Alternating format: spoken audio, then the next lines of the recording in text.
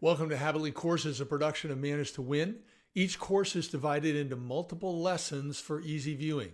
All are now completely free, so you can watch them on your own or work through them as a team. Please subscribe to this channel, leave a comment, and share your favorite lessons with others. Try to find something that helps you be your best. Welcome to our third lesson of this course on solving, not selling. Let's continue to discuss the three common excuses service technicians give for not communicating additional products and services that are needed to fully resolve a current issue or another problem the tech has identified. These three common excuses are fear, cost, and time. This lesson discusses the excuse of time. For instance, you're a service tech who's identified something that should be improved or fixed. However, you need to start working on another service ticket. You don't have the time to totally figure out this problem. It's just not that urgent. You decide the need to confirm key details of this unexpected issue can wait. However, this problem you found is a time bomb that's going to go off at some point. Not mentioning the issue is like taking the time bomb with you. Then you forget about it or delay working on it for too long. After a period of time, the problem you identified blows up. It costs your client money, costs them time, gives them stress, and you could have stopped the entire problem from happening, but you didn't. How do you avoid this mistake? Number one, confirm. Before moving on to another responsibility, take some time to confirm your conclusions about the problem are correct. Number two, document. What if you can't take the time now to gather all the details needed to determine a solution before moving on to your next activity? When this happens, take a moment to schedule time in your calendar, or you can assign yourself a ticket for when you can figure it out. Setting aside time now to do the work increases the probability that you'll develop a resolution for the unexpected problem and not wait too long. 3, communicate. When you don't have the time to fully research a new issue, one option is notify the client or a teammate about it. Let them know that you're planning to do your research and get back to them with the details. Put your research time and a deadline to get back to them in your calendar, or once again, you can assign yourself a ticket. Have you ever noticed people expect you to follow through on time or early when you make a commitment to a deadline? To be candid, you expect the same of others too. So make certain your follow-up is a priority and meet or exceed their expectations. Number 4, delegate. Another option is to communicate the issue to another team member because they can do it. They can research it, they can follow up with the client. However, you're not totally free of the responsibility for this issue you identify. Be aware of the deadline the other person sets with the client to resolve the issue. Then create a reminder to follow up with that team member before the deadline. Why? Well, sometimes other people don't follow up on time. They're late, or even worse, they totally forget. When that happens, you or your company looks bad. Plus, the clients get upset. Therefore, retain some ownership in the issue by following up to make certain your teammate completed the task excellently on time. Time is a challenge for everyone. The key is to have the courage and discipline to manage your time responsibly. If a dispatcher or someone else controls your schedule, then respectfully speak up when you think a bigger priority needs to be addressed sooner. At times, they need your input to make certain you've got the best possible schedule. Now let's discuss 7 common reasons why time pressures may convince you to remain silent about an unexpected problem you discovered. Number 1, you're already late. The work you're doing or just completed took longer than anticipated. You're now late on your schedule. However, you can't just walk away from this unexpected problem you identified. Here's one effective approach when you're in this situation. Document the details on the unexpected problem before moving on to your next task. Email yourself, make a note, schedule time in your calendar, or create a ticket to develop some new solutions to resolve this issue at a later time. The objective is to save time by gathering information on the issue while it's still fresh in your mind. That's why I'm saying do some notes, do some documentation now while it's still there and you're thinking about it, you're aware of it. And this may require some type of reminder so that you can get back to those notes as soon as you can to finish them up. Number 2, you want to leave. You've been at this client a long time.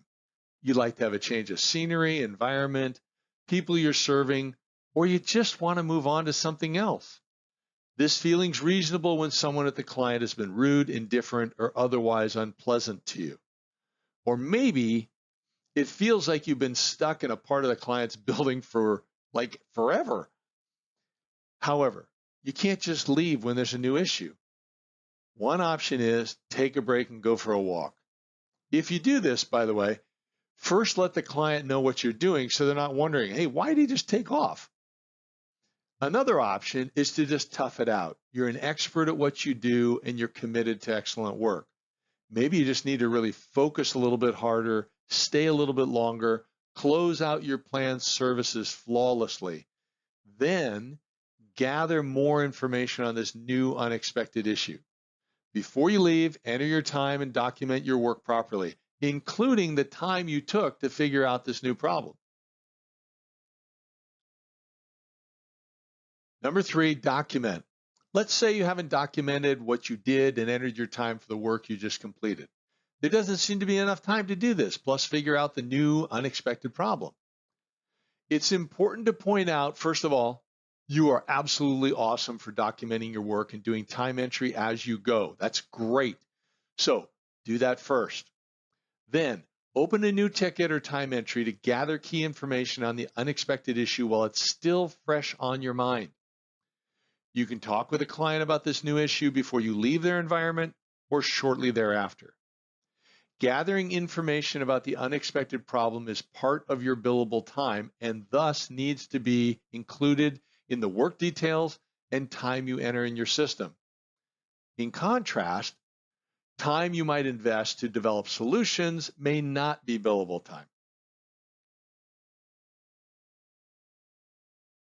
Number 4, it's urgent from an external source. Let's say you have another client responsibility assigned to you that seems urgent or even more urgent. Now we know sometimes these requests are from clients who always feel their need is urgent, even when it may not be. Other times, the tickets are truly urgent. If an external pressure is giving you stress and you're uncertain what to do next, then ask your dispatcher or manager. Don't fly solo. Reach out to your team so you don't accidentally let someone manipulate you away from your true priorities. Ideally, you finish your planned service work for the client and then document the unexpected problem as much as you can while it's still fresh in your mind. The reality is you may need to return to the unexpected problem later to gather additional information. That's not the goal, but it happens. The key objective is to reach the point where you can present the problem and ways to solve it to the client before the issue blows up. Number 5 is another type of urgent. It's internal pressure. Before you leave a client, you may want to take time to document and/or figure out solutions to a new issue you identified. However, your boss, a team member, or several team members are pressuring you to help them ASAP. Communication is always the best approach. Explain to your supervisor that you found an additional problem. Ask for a specific amount of time, it might be 15 minutes, to complete your investigation of the issue. Then you'll have enough data to consider solutions or enough information to return and fully investigate the issue later. Either they'll agree with you and approve the additional time, or your boss can take responsibility for your company walking away with the time bomb. If you follow up as directed by your manager and the unexpected problem blows up before your team addresses it, then hey, That's your manager's fault because you were forced to move on to another need. Number 6, prefer friends. Now, let's be real. Another situation may be that you promise to do work for another client whom you enjoy more, or there's an opportunity to work for them next. You just prefer to interact with them because they're more like friends than some of your other clients. While it's great you feel close to some of your clients, it violates your company values, policies, and standards of professionalism to leave one client where your work is incomplete to visit another client for any reason. The answer is focus harder to number 1, excellently complete your service ticket at the current client. Number 2, test your work to confirm everything's operating properly. And 3, document your work in time and then enter notes on the new unexpected problem before leaving. Number 7, close to home. Lastly, let's say you want to do work for another client that's closer to where you want to be at the end of your workday. It might be closer to your home, where one of your kids will be, your athletic club, or a social engagement. I'm going to be candid with you. This is actually a wise approach when your primary focus is excellently completing each service ticket or task and maximizing your time.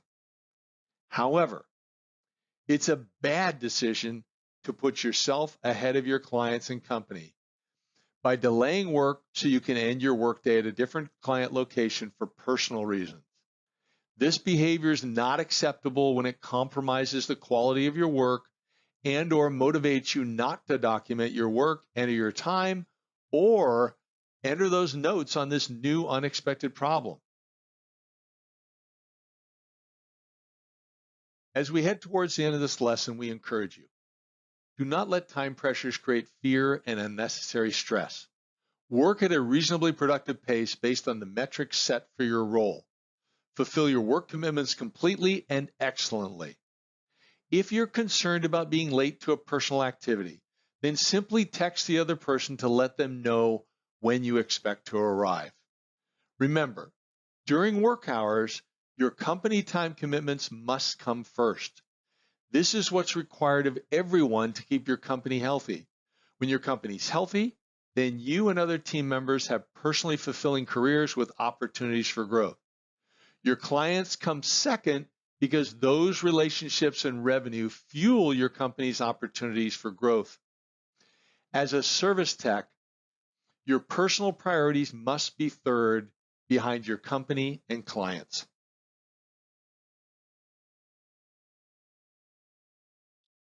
Remember, do not let time pressures create fear and convince you to do substandard work.